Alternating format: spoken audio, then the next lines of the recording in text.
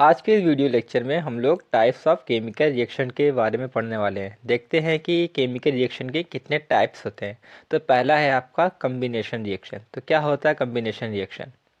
मान लीजिए ए और बी कोई दो सब्सटेंस आपके रिएक्टेंट साइड में, और वो रिएक्शन करके यानी कि कंबाइन करके ए बी कोई सब्सटेंस बना रहा है जो कि सिंगल प्रोडक्ट फॉर्म कर रहा है। तो जब भी रिएक्टेंट साइड में दो या दो से ज़्यादा सब्सटेंस कंबाइन होके प्रोडक्ट साइड में सिंगल सब्सटेंस बनाते हैं, इसी रिएक्शन को हम लोग कम्बिनेशन रिएक्शन कहते हैं। तो आइए देख लेते हैं इसकी डेफिनेशन क्या होगी। रिएक्शन इन विच टू और मोर सब्सटेंस एलिमेंट्स और compounds in reactant side combine to form a single substance as product are called combination reaction। इसमें कह रहा है कि रिएक्टेंट साइड में जब दो या दो से ज़्यादा सब्सटेंस, वो सब्सटेंस आपके एलिमेंट भी हो सकते हैं और कंपाउंड भी हो सकते हैं, जब दो या दो से ज़्यादा सब्सटेंस कंबाइन करके आपका सिंगल सब्सटेंस बनाते हैं, इसी केमिकल रिएक्शन को हम लोग कम्बिनेशन रिएक्शन कहते हैं। इसमें एक नोट करने वाली बात यह है कि हम लोग कम्बिनेशन रिएक्शन को सिंथेसिस रिएक्शन भी कहते हैं। अब आइए देख लेते हैं आपके एनसीईआरटी में कम्बिनेशन रिएक्शन के कौन कौन से एग्जाम्पल दिए गए हैं।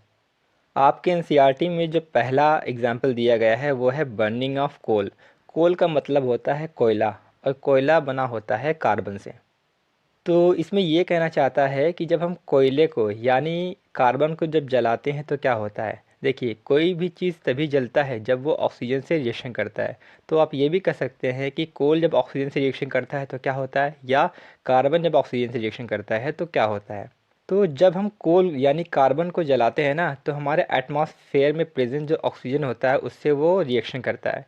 रिएक्शन में कैसा रिएक्शन करता है, कम्बिनेशन रिएक्शन करता है, यानी कार्बन ऑक्सीजन से कंबाइन होके CO2 गैस बनाता है। यही होता है आपका बर्निंग ऑफ कोल। अब देखिए, इसमें रिएक्टेंट साइड में कार्बन और ऑक्सीजन दो सब्सटेंस हैं, लेकिन जो प्रोडक्ट बना CO2 वो एक सिंगल सब्सटेंस है। तो ये एक कम्बिनेशन रिएक्शन का एग्जाम्पल है। अगला एग्जाम्पल देखते हैं, formation of water from H2 and O2 gas. कह रहा है वाटर का फॉर्मेशन हम लोग करेंगे हाइड्रोजन और ऑक्सीजन की मदद से। देखिए, हाइड्रोजन और ऑक्सीजन ये दोनों ही गैस है। जब ये गैस आपस में कंबाइन करते हैं तो H2O का फॉर्मेशन होता है। यहाँ पर रिएक्टेंट साइड में कौन है, हाइड्रोजन और ऑक्सीजन, दो अलग अलग सब्सटेंस है। अब प्रोडक्ट बना के एक प्रोडक्ट साइड में एक सिंगल सब्सटेंस यानी कि वाटर का फॉर्मेशन करता है। तो ये भी आपका एक केमिकल कम्बिनेशन रिएक्शन है। अब आइए देखते हैं आपके एनसीईआरटी में जो एक्टिविटी 1.4 दिया गया है वो क्या कहना चाहता है। आपके बुक में ये एक इमेज दी गई होगी जिसमें क्या है, एक बीकर है, बीकर में वाटर ऐड किया गया है और उसी में जो छोटे छोटे पार्टिकल दिख रहे हैं वो एक कैल्शियम ऑक्साइड के पार्टिकल्स है। यानी कि एक्टिविटी 1.4 आपको कह रहा है कि अगर हम कैल्शियम ऑक्साइड में वाटर को ऐड करते हैं किसी बीकर में तो क्या होता है। वाटर को जब हम कैल्शियम ऑक्साइड में मिलाते हैं तो आपको ये केमिकल रिएक्शन देखने को मिलता है। तो क्या होता है ना कि कैल्शियम ऑक्साइड वाटर से रिएक्शन करके बनाता है CaOH का होल ट्वाइस, जिसे हम लोग कैल्शियम हाइड्रोक्साइड कहते हैं, और साथ ही साथ हीट रिलीज़ होता है। तो इस रिएक्शन में क्या हो रहा है, हीट रिलीज़ हो रहा है। अब किस डायग्राम में देख रहे हैं कि बीकर के पीछे एक हाथ है ना। असल में क्या होता है, ये हाथ इसलिए लगा गया है कि हम लोग बीकर को टच करके फील कर सकें कि हीट रिलीज़ हो रहा है, तो यानी बीकर गर्म हुआ है कि नहीं। तो इस रिएक्शन में क्या हो रहा है, तो गौर से देखिए। रिएक्टेंट साइड में आपके पास है कैल्शियम ऑक्साइड और वाटर, यानी कि दो अलग अलग सब्सटेंस है, लेकिन प्रोडक्ट में जो बनता है आपका कैल्शियम हाइड्रोक्साइड वो एक सिंगल प्रोडक्ट है। यानी एक्टिविटी 1.4 ये बताना चाहता है कि जब हम लोग वाटर को कैल्शियम ऑक्साइड में ऐड करते हैं तो वो एक कम्बिनेशन रिएक्शन का एग्जाम्पल है, क्योंकि इसमें प्रोडक्ट साइड में एक सिंगल सब्सटेंस का फॉर्मेशन हो रहा है। दूसरी बात, इस रिएक्शन में हीट रिलीज़ हो रहा है, यानी हीट देखने को मिलता है। तो ऐसा रिएक्शन जिसमें हीट रिलीज़ होता है वो एक एक्सोथर्मिक रिएक्शन होता है। तो ये एक कम्बिनेशन रिएक्शन और एक्सोथर्मिक रिएक्शन का भी एग्जाम्पल है। एक बात और, कैल्शियम ऑक्साइड को हम लोग क्विक लाइम के नाम से भी जानते हैं, और कैल्शियम हाइड्रोक्साइड को हम लोग स्लेग लाइन नाम से भी जानते हैं। तो आपको थ्योरी में क्या लिख के आना है, लिखना है कि when water is added to calcium oxide, जब हम वाटर को कैल्शियम ऑक्साइड में ऐड करते हैं इन अ बीकर, किसी बीकर में, then calcium oxide reacts vigorously with water to form calcium hydroxide. तो क्या होता है, कैल्शियम ऑक्साइड वाटर से रिएक्शन करके कैल्शियम हाइड्रोक्साइड बनाता है and release large amount of heat, साथ साथ हीट भी रिलीज होता है, यानी कि ये एक एक्सोथर्मिक रिएक्शन है। यही आपका था एक्टिविटी 1.4। एक्टिविटी के नेक्स्ट पेज पे दिया है डू यू नो। तो आइए देखते हैं कि डू यू नो में हमें क्या जानने को मिलता है। उसमें लिखा है कि a solution of slaked lime, slack lime का सॉल्यूशन, या ये कह लीजिए कि कैल्शियम हाइड्रोक्साइड का सॉल्यूशन, क्योंकि दोनों एक ही चीज़ है, is use for white washing wall. उसे हम लोग वाइट वॉशिंग वॉल में यूज़ करते हैं। इसका क्या मतलब हुआ, वाइट वॉशिंग वॉल का मतलब होता है वॉल को वाइट कलर के पेंट से पूरा पेंट करना। तो इसमें कह रहा है कि स्लेक्ट लाइन के सॉल्यूशन को हम लोग वॉल को वाइट पेंट करने में यूज़ करते हैं। तो कैसे ये यूज़ होता है आइए देखते हैं। देखिए इस इमेज में दिया गया है कि जो स्लेक्ट लाइम का सॉल्यूशन होता है वो कुछ इस तरीके से होता है, वाइट पेंट की तरह होता है। जब उसमें हम वाटर और ऐड करते हैं उसको हम लोग वॉल को कुछ इस तरीके से पेंट करते हैं। तो ये पेंट करने के बाद वाइट वॉशिंग वॉल में कैसे कन्वर्ट हो जाता है आइए देखते हैं।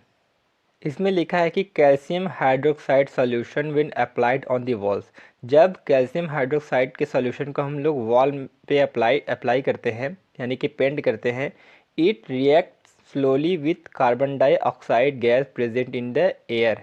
तो हमारे एयर में जो CO2 होता है वो कैल्शियम हाइड्रोक्साइड के सॉल्यूशन से रिएक्ट करता है to form a thin shining layer of calcium carbonate on the wall. तो क्या होता है, वॉल पे रिएक्शन करने के बाद ना कैल्शियम कार्बोनेट की थिन लेयर बन जाती है, और जो कैल्शियम कार्बोनेट की लेयर होती है वही आपकी शाइनिंग सरफेस प्रोवाइड करती है। इस वजह से हमें जो वाइट मतलब जो वॉल होता है वो वाइट कलर में देखने को मिलता है। तो आइए देखते हैं इसका केमिकल इक्वेशन कैसे हम लोग लिख सकते हैं। तो कैल्शियम हाइड्रोक्साइड, जिसे हम लोग स्लेक्ट लाइम कहते हैं, वो एटमॉस्फेयर के कार्बन डाइऑक्साइड से रिएक्शन करता है, बनाता है कैल्शियम कार्बोनेट, जिसे हम लोग लाइम स्टोन भी कहते हैं, और साथ में वाटर का फॉर्मेशन होता है। इसमें एक नोट करने वाली बात यह है कि जो कैल्शियम कार्बोनेट होता है CaCO3, वो आपके मार्बल का भी केमिकल फार्मूला होता है। तो यही थी आपके डू यू नो में जानने वाली बात। डू यू नो के बाद जो अगला टॉपिक आपके बुक में दिया है वो है एक्सोथर्मिक रिएक्शन। तो आइए देखते हैं एक्सोथर्मिक रिएक्शन क्या होता है। Reaction in which heat is released along with the formation of product is called exothermic reaction. कह रहा है कि ऐसा कोई रिएक्शन जिसमें प्रोडक्ट साइड में हीट रिलीज हो रहा हो उसे हम लोग एक्सोथर्मिक रिएक्शन कहते हैं। तो इसके कौन कौन से एग्जांपल्स आपके बुक में दिए गए हैं। पहला है burning of natural gas. Natural gas actual में हाइड्रोकार्बन होता है, मतलब ऐसा कोई कंपाउंड जो हाइड्रोजन और कार्बन से मिलके बना होता है। इसका सबसे फेमस एग्जांपल है CH4, जिसे हम लोग मीथेन भी कहते हैं। यानी कि मीथेन को जब हम बर्न करते हैं तो उसमें हीट रिलीज होता है, क्योंकि ये एक एक्सोथर्मिक रिएक्शन है। कैसे होता है आइए देखते हैं। किसी चीज़ को बर्न करना यानी जलाना, इसका मतलब ये होता है कि उसका ऑक्सीजन से रिएक्शन कराना, क्योंकि कोई चीज़ तभी बर्न होता है जब वो ऑक्सीजन से रिएक्शन करता है। तो क्या होता है, मीथेन को जब हम बर्न करते हैं तो हमारे एटमॉस्फेयर में प्रेजेंट ऑक्सीजन से वो रिएक्शन करता है। रिएक्शन करने के बाद बनाता है कार्बन डाइऑक्साइड और वाटर, साथ में एनर्जी रिलीज़ होती है। तो देखिए यहाँ पे प्रोडक्ट साइड में एनर्जी रिलीज़ हुई है, इसलिए burning of natural gas exothermic reaction का एग्जाम्पल है। एक बात और, जब भी हम हाइड्रोकार्बन को बर्न करते हैं तो प्रोडक्ट साइड में हमें हमेशा कार्बन डाइऑक्साइड और वाटर मिलता है। अगला एग्जाम्पल है रिस्पिरेशन। रिस्पिरेशन मतलब वही, ऑक्सीजन हम लोग इनहेल करते हैं और CO2 एक्सहेल करते हैं। तो रिस्पिरेशन एक एक्सोथर्मिक रिएक्शन है, यानी इस रिस्पिरेशन प्रोसेस में भी एनर्जी रिलीज़ होगा। तो कैसे, तो जब हम ऑक्सीजन इनहेल करते हैं तो हमारे बॉडी में प्रेजेंट ग्लूकोज, जिसका फार्मूला होता है C6H12O6। इससे वो रिएक्शन करता है और बनाता है CO2 प्लस वाटर, और साथ में एनर्जी भी रिलीज़ होता है। तो यहाँ पे देखिए एनर्जी रिलीज़ हुआ है ना, तो इसलिए जो रिस्पिरेशन होता है वो एक एक्सोथर्मिक रिएक्शन होता है। तो देखिए रिएक्टेंट साइड में हम लोगों ने ऑक्सीजन इनहेल किया, ग्लूकोज से रिएक्शन करने के बाद CO2 रिलीज़ हुआ, यही CO2 हम लोग एक्सहेल करते हैं। तो रिस्पिरेशन का ये एक केमिकल इक्वेशन है। तो अगला है आपका the decomposition of vegetable matter into compost. Compost का मतलब होता है खाद। मतलब बहुत सारे ऐसे फूड होते हैं जो हम अगर ऐसे खुले में रख दें, यानी कि फ्रिज में ना रखें, तो वो कुछ दिन बाद वो जो वेजिटेबल्स होते हैं, यानी जो सब्जियां होती हैं, वो ख़राब होना शुरू होती है। तो कैसे ख़राब होती हैं? हमारे सराउंडिंग में जो बैक्टीरिया होते हैं, उस बैक्टीरिया उस वेजिटेबल मैटर को कंपोस्ट में चेंज कर देते हैं, और ये जो प्रोसेस होता है, इस प्रोसेस में हीट रिलीज़ होता है। इसलिए वेजिटेबल मैटर को कंपोस्ट यानी खाद में बदल जाना, वो एक एक्सोथर्मिक रिएक्शन का एग्जाम्पल है। नेक्स्ट टॉपिक है डीकम्पोजिशन रिएक्शन। तो क्या होता है डीकम्पोजिशन रिएक्शन? डीकम्पोजिशन का मतलब होता है ब्रेक डाउन, टूट जाना। देखिए मान लीजिए आपके पास ए बी कोई सब्सटेंस है रिएक्टेंट साइड में, उसको अगर हम हीट करते हैं, हीट करने के बाद ए बी जो सब्सटेंस है वो ए और बी में ब्रेक डाउन हो जाए, तो ऐसे रिएक्शन को हम लोग डीकम्पोजिशन रिएक्शन कहते हैं।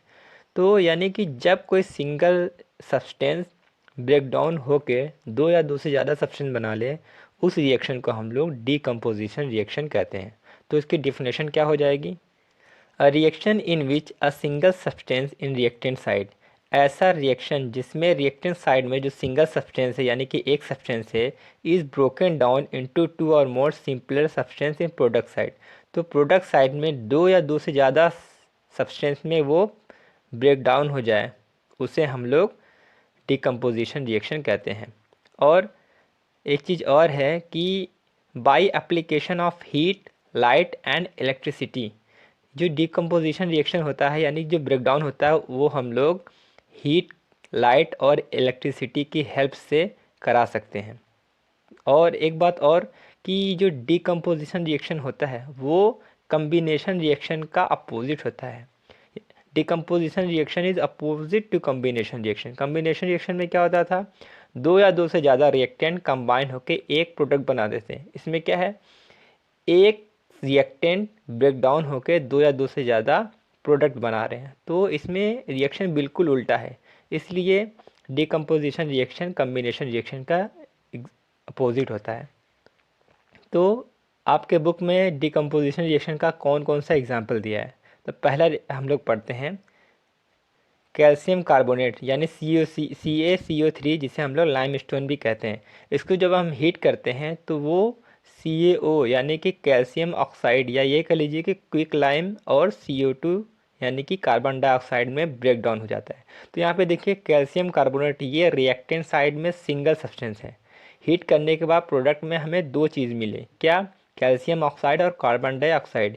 जब सिंगल सब्सटेंस रिएक्टेंट साइड में डिकम्पोज या ब्रेक डाउन होने के बाद दो या दो से ज़्यादा प्रोडक्ट बनाए, उसको हम लोग डिकम्पोजिशन रिएक्शन कहते हैं। So we can say that the decomposition of calcium carbonate by the application of heat into calcium oxide and carbon dioxide is an example of decomposition reaction.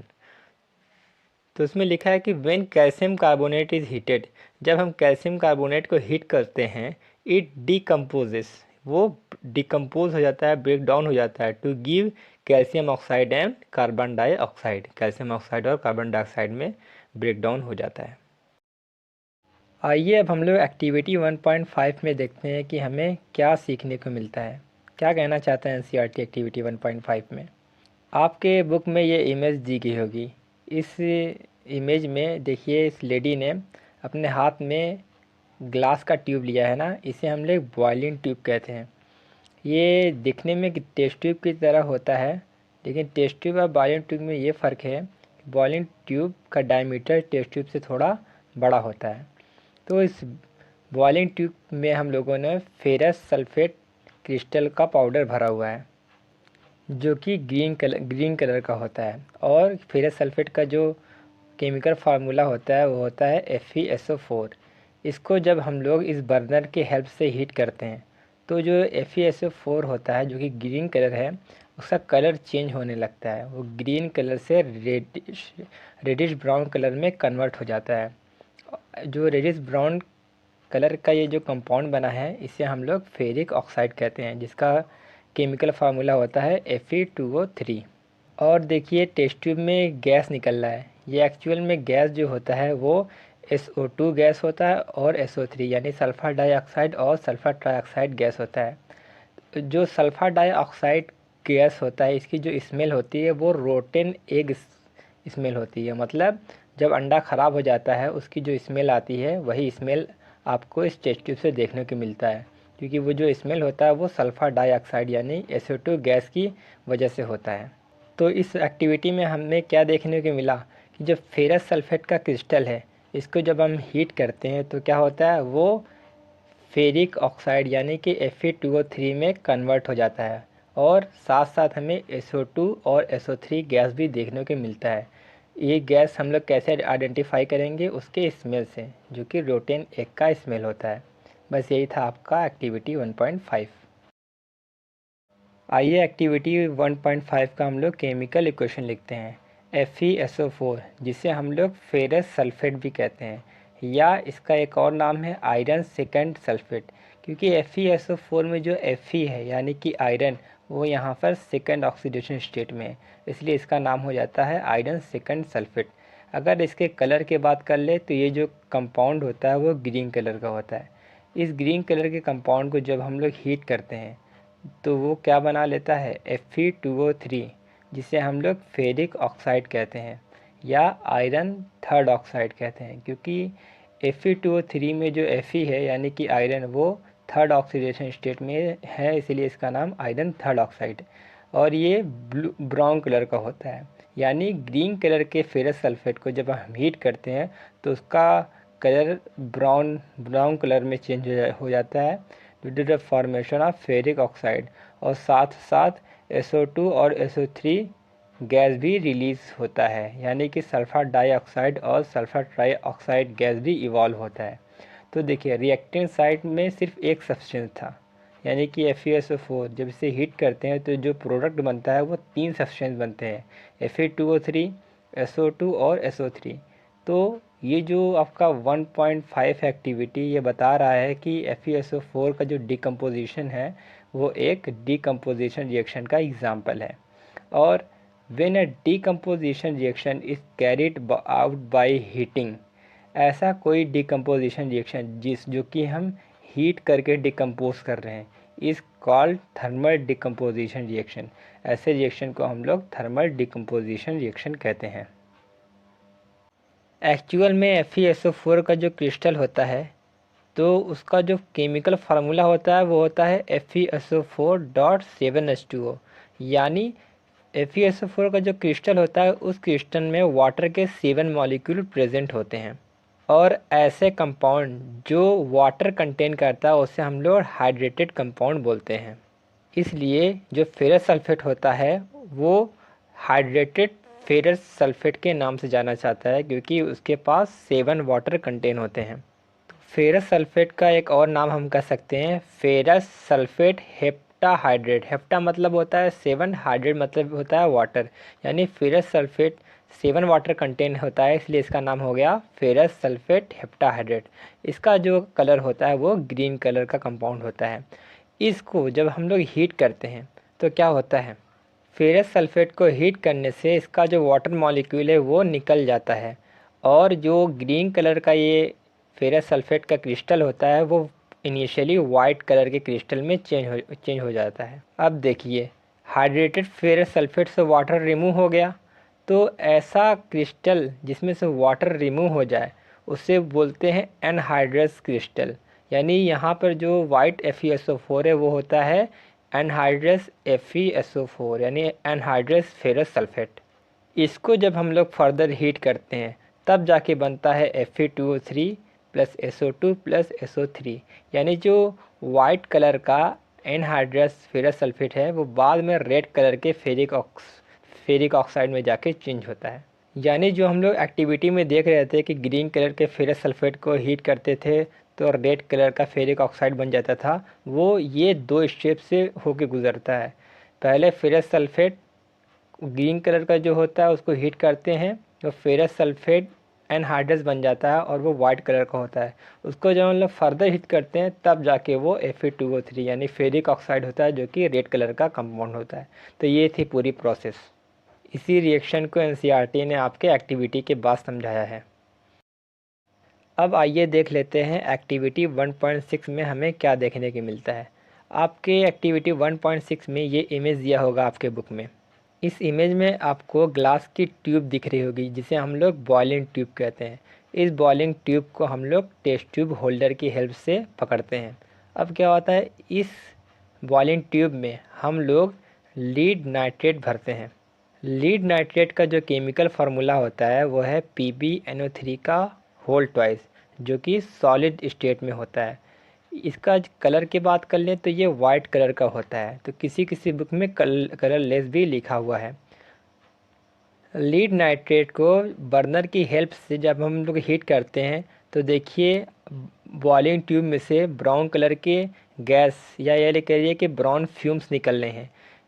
ये जो ब्राउन कलर का fumes है वह actual में nitrogen dioxide gas होता है, जिसका chemical formula होता है NO2, और इसके साथ साथ ऑक्सीजन गैस भी रिलीज़ होता है।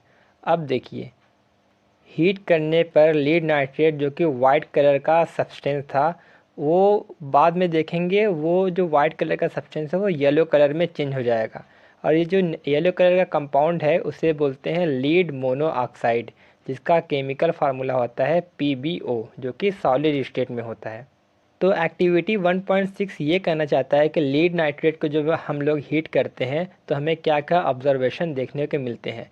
लीड नाइट्रेट को जब हीट करते हैं तो हमें ब्राउन कलर्स के फ्यूम्स देखने को मिलते हैं, जो कि नाइट्रोजन डाइऑक्साइड गैस की वजह से होता है, साथ साथ ऑक्सीजन गैस भी निकलता है। और जो वाइट कलर का लीड नाइट्रेट होता है बाद में येलो कलर का सब्सटेंस में चेंज हो जाता है, जो कि लीड मोनोऑक्साइड की वजह से होता है।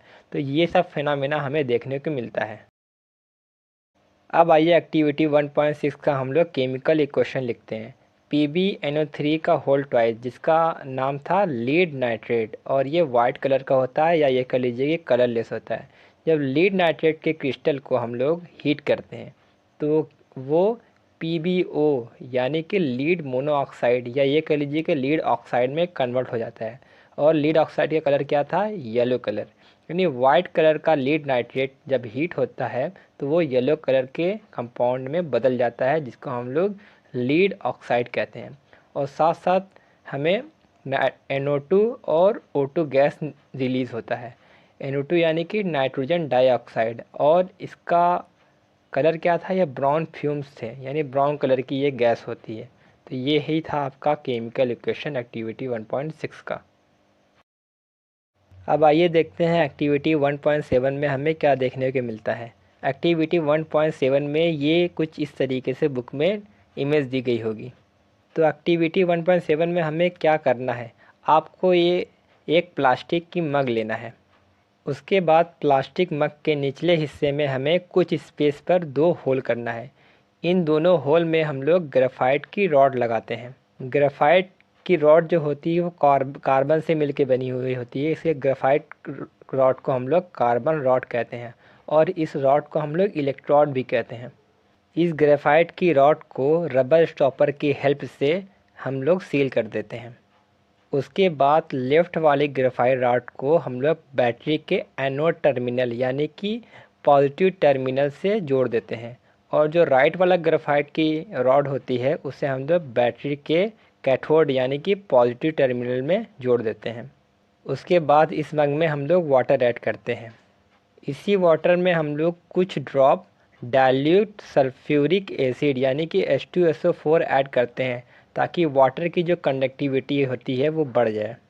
इतना कुछ करने के बाद जो ग्रेफाइट की रॉड होती है, इन रॉड पर हम लोग इन्वर्टेड टेस्ट ट्यूब रख देते हैं। हम लोग स्विच को ऑन करते हैं। जब स्विच ऑन करते हैं तो हम देखेंगे टेस्ट ट्यूब में बबल फॉर्म होना शुरू हो जाते हैं। लेफ़्ट वाला जो टेस्ट ट्यूब है यानी कि एनोड यानी एनोड के ग्रेफाइट रॉड पे जो टेस्ट ट्यूब रखा हुआ है उस पर ऑक्सीजन गैस जाके इवॉल्व होता है, और राइट साइड में जो टेस्ट ट्यूब है जो कि कैथोड इलेक्ट्रोड पे रखा हुआ है उस पर हाइड्रोजन गैस का फॉर्मेशन होता है। यानी कि एक्टिविटी 1.7 ये कह रहा है कि वाटर में जब हम लोग इलेक्ट्रिसिटी पास करते हैं तो क्या होता है। वाटर में जब हम लोग इलेक्ट्रिसिटी पास करते हैं तो वाटर ब्रेक डाउन होकर ऑक्सीजन और हाइड्रोजन गैस में कन्वर्ट हो जाता है, और जो ऑक्सीजन होता है वो एनोड टर्मिनल पे मिलता है और हाइड्रोजन जो है वो कैथोड टर्मिनल पे मिलता है। यही था आपका एक्टिविटी 1.7। एक्टिविटी में हम लोगों ने देखा कि H2O यानी कि वाटर में जब हम लोग इलेक्ट्रिसिटी पास कर रहे थे तो वाटर ब्रेक डाउन होके H2 और O2 यानी कि हाइड्रोजन और ऑक्सीजन गैस में ब्रेक डाउन हो जा रहा था। हाइड्रोजन जो था वो आपके कैथोड इलेक्ट्रोड पे जाकर डिपॉजिट हो जा रहा था और ऑक्सीजन आपके एनोड इलेक्ट्रोड पे जाकर डिपॉजिट हो जा रहा था। और a chemical reaction which is carried out in the presence of electricity, ऐसा केमिकल रिएक्शन जो कि इलेक्ट्रिसिटी के प्रेजेंस में हो रहा इस कॉल्ड इलेक्ट्रोलिसिस, इसे हम लोग इलेक्ट्रोलिसिस कहते हैं। रिएक्टेंट साइड में है H2O यानी कि सिंगल सब्सटेंस। इलेक्ट्रिसिटी पास करने के बाद जो प्रोडक्ट बनता है उसमें दो सब्सटेंस होते हैं, पहला आपका होता है हाइड्रोजन गैस और दूसरा ऑक्सीजन गैस। जब भी सिंगल सब्सटेंस दो या दो से ज़्यादा सब्सटेंस में टूट जाए तो वो एक डीकम्पोजिशन रिएक्शन होता है। तो इसमें यह आपकी एक्टिविटी बताना चाहता है कि the electrolysis of water is an example of decomposition reaction. Water का जब हम इलेक्ट्रोलिसिस करते हैं तो वो एक डीकम्पोजिशन रिएक्शन का एग्जाम्पल होता है। अब आइए देख लेते हैं volume of gases collected on anode and cathode electrode. Cathode और एनोड पर जो हाइड्रोजन और ऑक्सीजन गैस जाके कलेक्ट होती है वो उसका अमाउंट क्या होता है, उसका वॉल्यूम क्या होता है। तो इसमें लिखा है कि the electrolysis of water produces 2 volume of hydrogen gas at cathode या निगेटिव इलेक्ट्रोड। कह रहा है कि वाटर का जब हम इलेक्ट्रोलिसिस करते हैं तो जो कैथोड इलेक्ट्रोड होता है उसमें हाइड्रोजन का 2 वॉल्यूम मिलता है and 1 volume of oxygen gas at anode और पॉजिटिव इलेक्ट्रोड। एनोड पर आपका जो ऑक्सीजन होता है वो 1 वॉल्यूम मिलता है। यानी कि ऑक्सीजन गैस हमें जितना मिलता है एनोड पर, कैथोड पर उस हाइड्रोजन उसका डबल मिलता है। यानी कि इस गैसेस के रेशियो की बात कर ले, हाइड्रोजन और ऑक्सीजन की जो इलेक्ट्रॉन पे डिपॉजिट हो रहे हैं, हाइड्रोजन का रेशियो 2 होगा और ऑक्सीजन का 1। अब ऐसा क्यों हुआ, हाइड्रोजन का वॉल्यूम 2 है और ऑक्सीजन का 1, ऑक्सीजन का 2 और हाइड्रोजन का 1, ऐसा क्यों नहीं है। तो देखिए, जो वाटर है उसका केमिकल फार्मूला होता है H2O। वाटर के फार्मूले में हम देख रहे हैं हाइड्रोजन जो है वो 2 मोल है और ऑक्सीजन जो है वो 1 मोल है। इस हाइड्रोजन की क्वांटिटी ज़्यादा है, ऑक्सीजन की क्वांटिटी कम है। इस वजह से एनोड और कैथोड पे जो गैसेस होते हैं वो 2 और 1 मोल में डिपॉजिट होते हैं। इसलिए हाइड्रोजन और ऑक्सीजन का जो रेशियो होता है वो 2:1 होता है।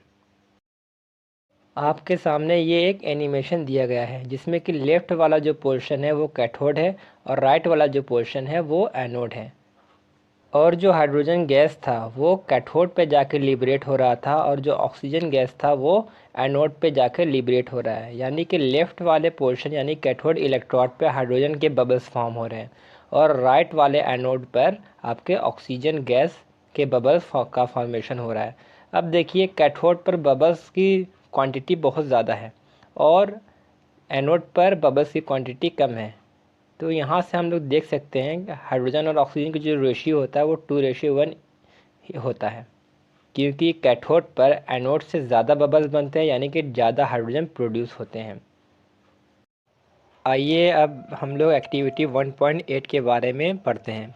आपके एनसीईआरटी में एक्टिविटी 1.8 में ये इमेज दिया गया होगा। इस इमेज में वाइट कलर की आपको प्लेट दिख रही होगी। इस प्लेट को हम लोग चाइना डिश कहते हैं। चाइना डिश की ख़ास बात यह है कि इसको जब हम लोग हीट करते हैं किसी सब्सटेंस को इवोपरेट करने के लिए तो ये हाई टेम्परेचर हीट को भी एब्जॉर्ब कर लेता है। अब इस चाइना डिश पर आपको एक ग्रे कलर का कोई कंपाउंड दिख रहा होगा। ये एक्चुअल में सिल्वर क्लोराइड का कंपाउंड होता है। जिसका केमिकल फार्मूला होता है AgCl। बट जो सिल्वर क्लोराइड का कंपाउंड होता है वो वाइट कलर का होता है, कुछ इस तरीके से। इसे वाइट क्रिस्टलाइन सब्सटेंस भी हम लोग कह सकते हैं। तो फिर चाइना डिश में सिल्वर क्लोराइड का जो कलर है वो ग्रे क्यों है? असल में क्या होता है, जब चाइना डिश में हम लोग सिल्वर क्लोराइड रखते हैं, उसके बाद उसको हम लोग धूप में रखते हैं। जब उस पर सनलाइट की रोशनी पड़ती है तो वाइट कलर का जो सिल्वर क्लोराइड है वो ग्रे कलर के कंपाउंड में चेंज हो जाता है। यानी कि एक्टिविटी 1.8 कह रहा है कि AgCl यानी कि सिल्वर क्लोराइड को जब हम लोग सनलाइट में रखते हैं तो क्या होता है, सिल्वर क्लोराइड जो कि वाइट कलर का होता है, जिसे हम सनलाइट में रखते हैं तो वो ग्रे कलर में चेंज हो जाता है। तो आइए देखते हैं ऐसा क्या हुआ कि ये सनलाइट की रोशनी पड़ते ही ये ग्रे कलर में चेंज हो गया। AgCl जिसे हम लोग सिल्वर क्लोराइड कहते हैं, जो कि वाइट कलर क्रिस्टलाइन सब्सटेंस होता है। AgCl पर जब हम सनलाइट की रोशनी डालते हैं तो जो वाइट कलर का सिल्वर क्लोराइड होता है वो ग्रे कलर में चेंज हो गया था एक्टिविटी में। वो ग्रे कलर में इसलिए चेंज हो गया क्योंकि AgCl पर सनलाइट पड़ते ही वो ब्रेक डाउन हो जाता है Ag और Cl2 गैस में। तो जो ग्रे कलर का आपका अपीयरेंस था वो सिल्वर के फॉर्मेशन की वजह से था। यानी कि इस रिएक्शन में जो सिल्वर फॉर्म हुआ है उसी की वजह से कलर का चेंज आया है। एक बात और, a chemical reaction which is carried out in the presence of sunlight, ऐसा केमिकल रिएक्शन जो कि सनलाइट के प्रेजेंस में हो रहा हो इज़ कॉल्ड फोटोकेमिकल रिएक्शन, उसे हम लोग फोटोकेमिकल रिएक्शन कहते हैं। अब देखिए रिएक्टेंट साइड में कौन है, AgCl यानी कि सिंगल सब्सटेंस, कोई एक सब्सटेंस है। जैसे ही सनलाइट इस पर पड़ता है तो प्रोडक्ट में हमें दो सब्सटेंस मिलते हैं, सिल्वर और Cl2। और ऐसा रिएक्शन जिसमें रिएक्टेंट जो है वो सिंगल हो और प्रोडक्ट दो से ज़्यादा हो उसे हम लोग डीकम्पोजिशन रिएक्शन कहते हैं। यानी कि decomposition of silver chloride into silver metal and chlorine is an example of decomposition reaction. AgCl का डिकम्पोज हो जाना Ag और Cl2 में एक डीकम्पोजिशन रिएक्शन का एग्जाम्पल है। यही चीज़ आपको NCERT बताना चाह रहा है एक्टिविटी की मदद से। और when a decomposition reaction is carried out in the presence of sunlight, जब decomposition reaction सनलाइट के प्रेजेंस में होता है is called photochemical decomposition reaction, उसे हम लोग फोटोकेमिकल डिकम्पोजिशन रिएक्शन कहते हैं। ऐसा ही सेम ऑब्जर्वेशन हम लोग AgBr यानी कि सिल्वर ब्रोमाइड के केस में देखते हैं। सिल्वर ब्रोमाइड का जो कलर होता है वो लाइट येलो यानी कि हल्के पीले कलर का होता है। इस पर जब हम लोग सनलाइट की रोशनी डालते हैं तो जो लाइट येलो कलर का सिल्वर ब्रोमाइड होता है उसका भी कलर ग्रेइश हो जाता है, यानी वो भी ग्रे कलर में चेंज हो जाता है। क्योंकि सिल्वर ब्रोमाइड पर जैसे ही सनलाइट की रोशनी पड़ती है वो ब्रेक डाउन होकर सिल्वर मेटल और ब्रोमीन गैस का फॉर्मेशन कर लेता है। और हम लोगों ने देखा था कि जो सिल्वर मेटल था वही ग्रे कलर के लिए रिस्पॉन्सिबल था। तो the decomposition of silver bromide into silver metal and chlorine gas, जो सिल्वर ब्रोमाइड है वो डिकम्पोज होकर सिल्वर मेटल और क्लोरीन गैस बना रहा है, is an example of decomposition reaction. ये एक डिकम्पोजिशन रिएक्शन का एग्जाम्पल है क्योंकि रिएक्टेंट साइड में सिंगल सब्सटेंस है, प्रोडक्ट में दो या दो से ज़्यादा यानी दो है, तो ये एक डिकम्पोजिशन रिएक्शन का एग्जाम्पल है। इसमें लिखा है कि decomposition of silver chloride and bromide can be used in black and white photography. कह रहा है कि सिल्वर क्लोराइड और ब्रोमाइड का जो डिकम्पोजिशन होता है उसे हम लोग ब्लैक एंड वाइट फोटोग्राफी में यूज़ कर सकते हैं, या सिंपली आप ये कह सकते हैं AgBr और AgCl को हम लोग ब्लैक एंड वाइट फोटोग्राफी में यूज़ कर सकते हैं। तो इसका मैं आप लोगों को एकदम सिंपल सा प्रिंसिपल बताता हूँ, बेसिक प्रिंसिपल। तो आपको क्या लेना है, फोटोग्राफिक फिल्म लेना है जिस पर आपको इमेज चाहिए हो, उस पर आप सिल्वर क्लोराइड को स्प्रेड कर दीजिएगा यूनिफॉर्मली। और सिल्वर क्लोराइड वाइट कलर का होता है तो आपका एक वाइट शीट तैयार हो जाएगा। अब क्या करना है, इसके ऊपर आपको एक फ्रेम रखना है। उस फ्रेम में कोई भी नाम लिखा हुआ हो सकता है, आप अपने क्रश का नाम भी लिख सकते हैं, आपके ऊपर डिपेंड करता है। अब वो फ्रेम जिस पर नाम लिखा होता है उसको फोटोग्राफिक फिल्म में हम लोग रखते हैं। रखने के बाद कुछ इस तरीके से आपको देखने के मिलेगा। अब फ्रेम ऑफ फोटोग्राफी फिल्म को पे हम लोग सूरज की रोशनी या बल्ब की रोशनी में भी रख सकते हैं। तो क्या होगा, जिस एरिया में आपको माइंड फ्रेम दिख रहा है, उस एरिया में से डिकम्पोजिशन स्टार्ट हो जाएगा, क्योंकि उस एरिया में क्या है आपका, AgCl है, सिल्वर क्लोराइड है। सिल्वर क्लोराइड जब सनराइज़ के कांटेक्ट में आता है तो वो ग्रे कलर का होता है, यानी उतना एरिया जिस पर सूरज की रोशनी पड़ रही है वो एरिया ग्रे हो जाएगा। तो जैसे ही इस फ्रेम को हम लोग हटाएंगे तो देखेंगे जो फोटोग्राफी फिल्म था उस पर वो नाम लिखा आ जाएगा जो कि आपने फ्रेम में लिया था। बाकी का एरिया ब्लैक था, वहाँ से सनराइज़ पास नहीं हो पाया, तो उस वहाँ कोई भी केमिकल रिएक्शन नहीं हुआ, तो वहाँ सारे एरिया पे वाइट है। लेकिन जिस जिस एरिया पे सन रेस पड़ा वो ब्लैक हो गया। तो यही बेसिक प्रिंसिपल था आपका फ़ोटोग्राफी का, जो कि AgCl या AgBr की हेल्प से हम लोग प्रिंट करते हैं।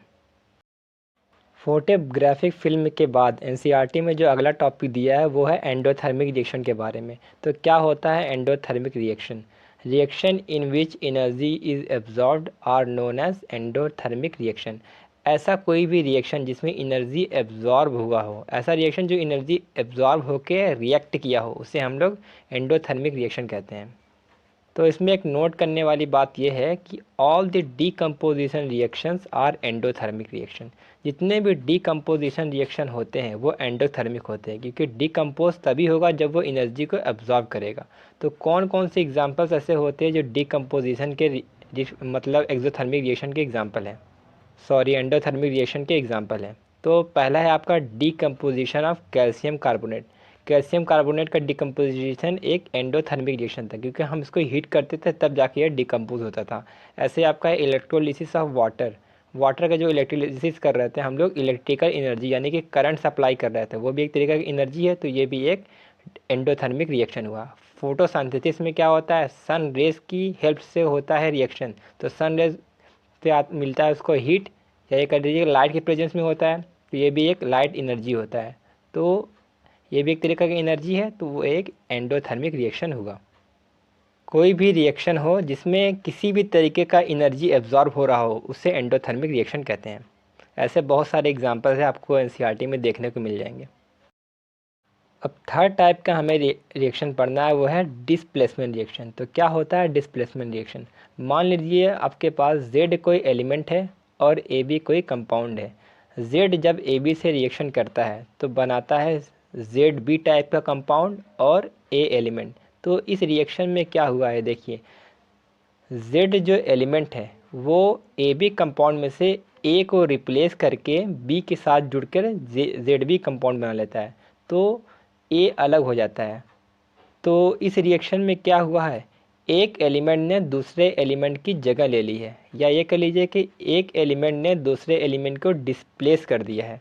तो इसका डिस्प्लेसमेंट रिएक्शन का डेफिनेशन क्या होगा?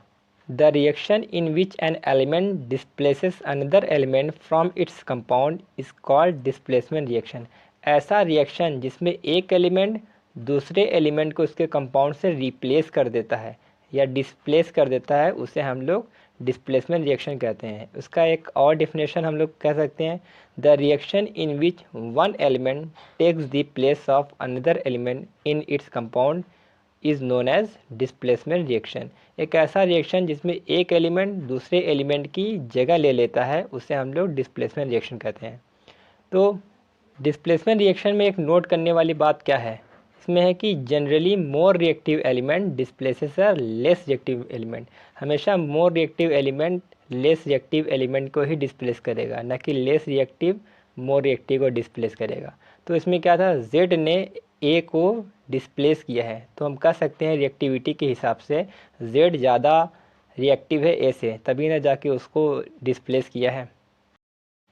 अब आइए देखते हैं आपके NCERT में डिस्प्लेसमेंट रिएक्शन के कौन कौन से एग्जाम्पल दिए गए हैं। इसमें पहला दिया गया है Zn, यानी कि जिंक रिएक्शन करता है CuSO4 यानी कि कॉपर सल्फेट से, तो बनाता है ZnSO4 यानी कि जिंक सल्फेट प्लस Cu यानी कि कॉपर। तो इस रिएक्शन में क्या हुआ है, इस रिएक्शन में जिंक ने कॉपर को डिस्प्लेस करके उसकी जगह ले ली है और कॉपर को अलग कर दिया है।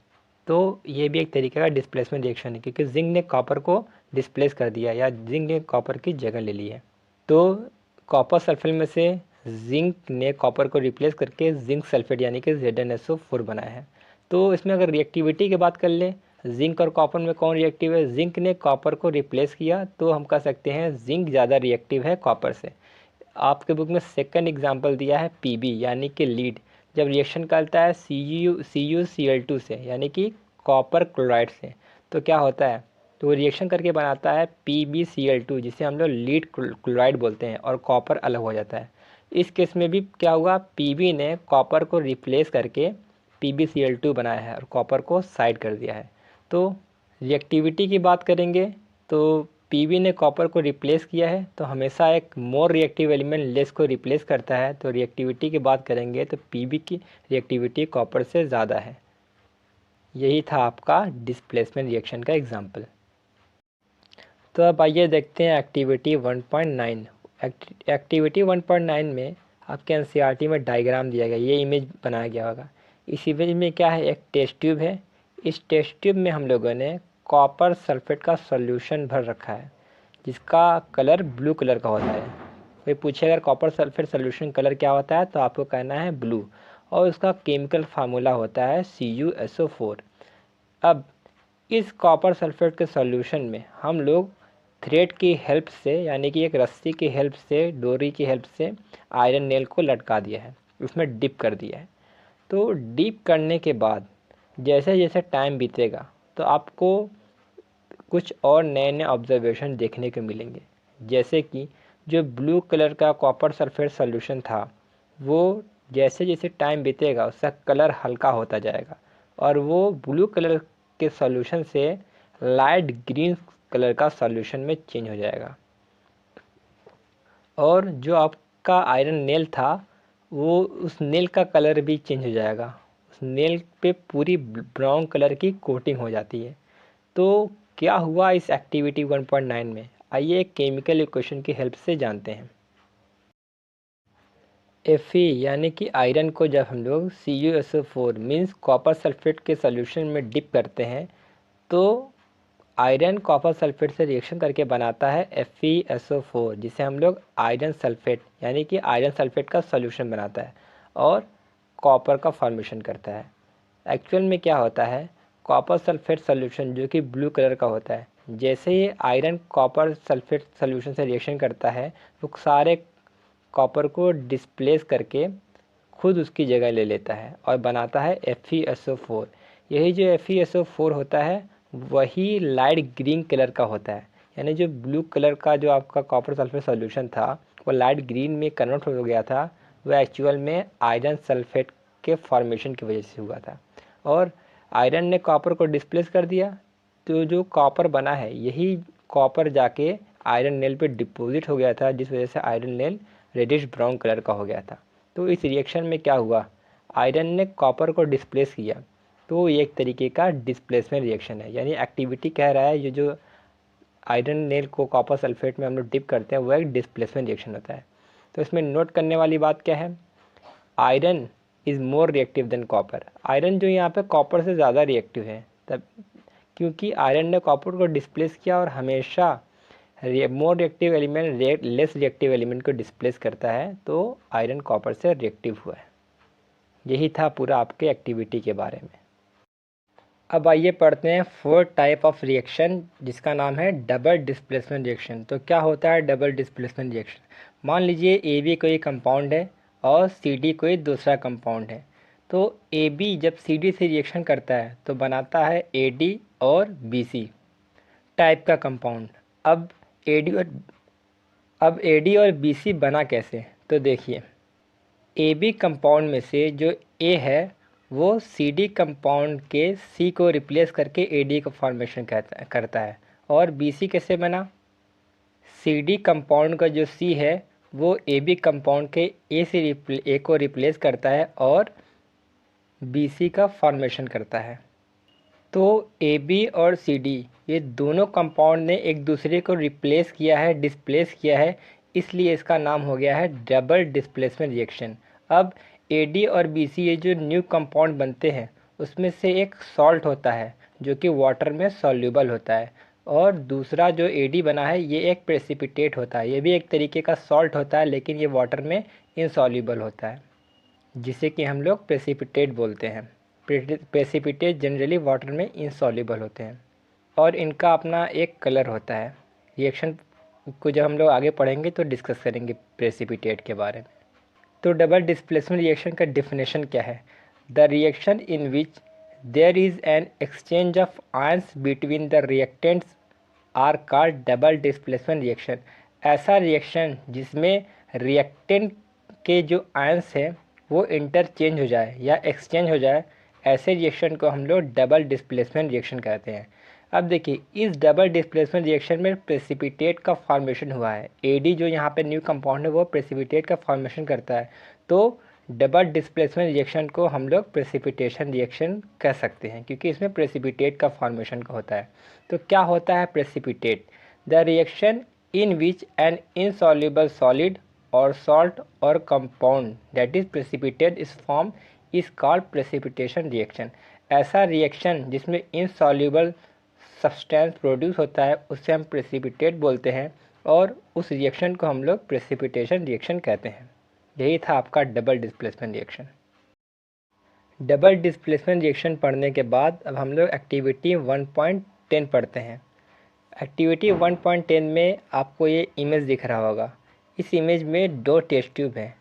एक टेस्ट ट्यूब में हम लोगों ने सोडियम सल्फेट का सॉल्यूशन लिया है और सोडियम सल्फेट का केमिकल फार्मूला होता है Na2SO4 और दूसरे टेस्ट ट्यूब में हम लोग बेरियम क्लोराइड का सॉल्यूशन लेते हैं जिसका केमिकल फार्मूला होता है BaCl2। और ये जो दोनों सॉल्यूशन है, ये दोनों के दोनों सॉल्यूशन कलरलेस होते हैं, यानी इनका कोई कलर नहीं होता। जैसे ही सोडियम सल्फेट के सॉल्यूशन को बेरियम क्लोराइड के सॉल्यूशन में हम लोग मिक्स करते हैं तो कुछ इस तरीके से कलर का शो होता है, मतलब मिक्स करते ही वाइट कलर का सब्सटेंस डेवलप हो जाता है, यानी सॉल्यूशन जो होता है वो वाइट कलर में चेंज हो जाता है। तो इस एक्टिविटी में क्या हुआ है, आइए एक केमिकल इक्वेशन की मदद से समझते हैं। बेरियम क्लोराइड के सॉल्यूशन को जब हम लोग सोडियम सल्फेट के सॉल्यूशन में ऐड करते हैं तो ये आपस में रिएक्शन करके बनाते हैं BaSO4 और NaCl, मीन्स बेरियम सल्फेट और सोडियम क्लोराइड बनाते हैं। तो जैसे ही दो सॉल्यूशन को मिक्स किया गया तो हम लोगों ने देखा था कि वाइट जो सॉल्यूशन था वाइट कलर में चेंज हो गया था। जो वाइट कलर का फॉर्मेशन था वो BaSO4 मीन्स बेरियम सल्फेट के फॉर्मेशन की वजह से हुआ, क्योंकि बेरियम सल्फेट जो होता है वो एक वाइट कलर का प्रेसिपिटेट होता है। मैंने बताया था प्रेसिपिटेट का अपना एक कलर होता है, तो BaSO4 जो होता है वो प्रेसिपिटेट है जिसका वाइट कलर होता है।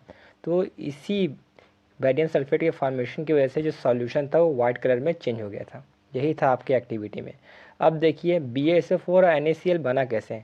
BaCl2 में जो Ba है वो Na2SO4 में से Na को रिप्लेस करके SO4 के साथ जुड़ जाता है और बनाता है BaSO4 और Na2SO4 में से Na और BaCl2 में से Ba, यानी Na ने BaCl2 में से Ba को रिप्लेस करके NaCl बनाता है। यही है आपका डबल डिस्प्लेसमेंट रिएक्शन। मतलब ये एक्टिविटी कह रहा है ये जो रिएक्शन है वो एक डबल डिस्प्लेसमेंट रिएक्शन है और इस डबल डिस्प्लेसमेंट रिएक्शन में प्रेसिपिटेट वाइट प्रेसिपिटेट का फॉर्मेशन होता है, इसलिए ये एक प्रेसिपिटेशन रिएक्शन का भी एग्जाम्पल है। अब देखते हैं ये जो रिएक्शन है इस रिएक्शन में रिएक्टेंट से प्रोडक्ट कैसे बना। तो देखिए जो Na2SO4 है इसको जब हम ब्रेक करेंगे तो Na+1 में ब्रेक होता है और SO4 -2 में। वहीं पर BaCl2 को अगर हम ब्रेक डाउन करेंगे तो Ba+2 में ब्रेक होता है और Cl -1 में। ये चीज़ आप लोग क्लास 9 में पढ़े होंगे। अब ये जो कंपाउंड्स के आयन ब्रेक डाउन हुए हैं इसी से प्रोडक्ट बनेगा। तो देखिए प्रोडक्ट साइड में BaSO4 कैसे बना, तो Ba पर आया था +2 चार्ज और SO4 पर आया था -2 चार्ज। जब BaSO4 का फॉर्मेशन होता है तो ये एक दूसरे के चार्ज को इंटरचेंज करेंगे, यानी BaSO4 का चार्ज ले लेगा और SO4 Ba का ले लेगा तो बनाएगा Ba2SO4 टाइप का कंपाउंड। और 2 और 2 ये दोनों ही आपके सेम HCF है, यानी इस दोनों नंबर को हम लोग कैंसिल आउट कर सकते हैं 2 से। तो 2 से 2 कैंसिल होगा, आएगा 1, तो फार्मूला बन जाएगा BaSO4। वहीं पर NaCl का फॉर्मेशन कैसे हुआ, देखिए Na पर आया है +1 चार्ज और Cl पर -1 चार्ज। जब ये दोनों एक दूसरे के चार्ज को इंटरचेंज करेंगे तो बना लेंगे Na1 और Cl1। 1 लिखते नहीं है तो आपके कंपाउंड का फार्मूला हो जाएगा NaCl। यही से आपका प्रोडक्ट का फॉर्मेशन होता है। तो इस रिएक्शन में क्या हुआ, कंपाउंड ब्रेक डाउन होके उसके आयंस इंटरचेंज हुए हैं। तो इसमें एक नोट करने वाली बात यह है कि in a double displacement reaction ions are exchange between the compound. Double displacement reaction में कंपाउंड्स के आयन चेंज होते हैं, ये बहुत ही इंपॉर्टेंट पॉइंट है।